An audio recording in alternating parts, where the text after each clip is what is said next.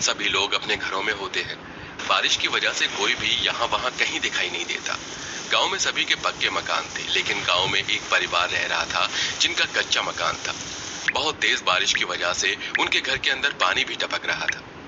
हे भगवान, ये सब क्या हो रहा है? अब हम लोग क्या करें? माँ देखो ना, हर जगह से पानी टपक रहा है। बेटी चलो मेरे साथ, जहाँ जहाँ पानी टपक रहा है वहाँ बर्तन लगा दो। ठीक है माँ, मैं अभी लगा देती हूँ। वैष्णवी और प्रिया दोनों मिलकर जहाँ जहाँ पानी टपक रहा होता है वहाँ पर बर्तन लगाना शुरू कर देते हैं। हे भगवान, माँ बारिश तो रुकने का नाम ही नहीं ले रही। तभी बहुत जोरों से बिजली कड़कती है। माँ मुझे तो बहुत डर लग रहा है, कितनी जोर से बिजली कड़क रही है, कहीं कोई अनहोनी ना हो जाए। पारुल के मुंह से ये सुनते ही प्रिया अपनी रसोई की तरफ देखती है। रसोई में चारों तरफ पानी टपक रहा था और मिट्टी बहनी शुरू हो जाती है। हे भगवान, बस मेरी रसोई को बचा लो।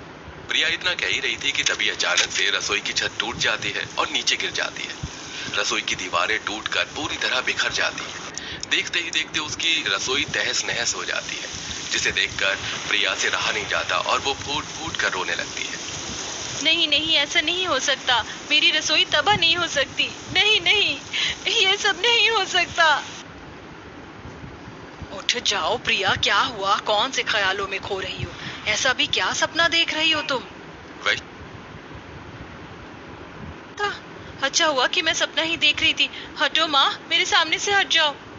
प्रिया अपनी माँ को एक तरफ करके अपनी छोटी सी रसोई को देखने के लिए जाती है। अपनी रसोई को सही सलामत देखकर आज मुझे बहुत खुशी हुई है माँ।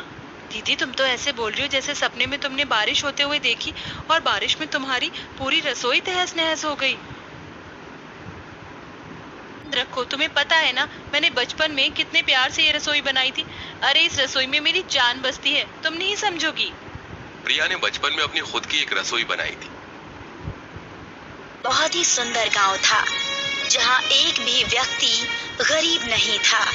एक दिन इस गांव के किनारे पर एक व्यक्ति रहने के लिए आता है और एक टूटे पुराने घर का इस्तेमाल करता है और फिर वो प्रधान के पास काम मांगने के लिए जाता है। अरे भाई, नए लगते हो, कहाँ से आए हो? अरे मैं तो पास के ही एक दूसरे गांव में रहता था। अब सोच रहा हूँ कि यहाँ बस जाऊं। अच्छा, पर तुम यहाँ रहोगे कहाँ?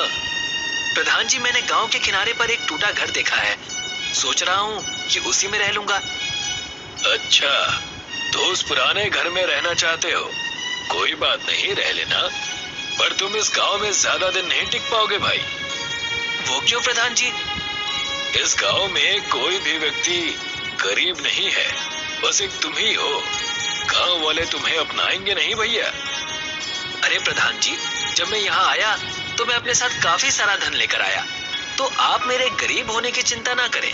मैं वो पुराना घर नए तरीके से बनवा लूंगा। तो यहाँ मेरे पास क्यों आए हो? मैं तो समझा कि काम की तलाश में आए हो। जी बिल्कुल सही समझा आपने। जब मैं घर बनवा लूंगा तो मुझे काम की या कोई नई दुकान खोलने की आवश्यकता पड़ेगी, इसीलिए आपसे विचार विमर्श करने आया था।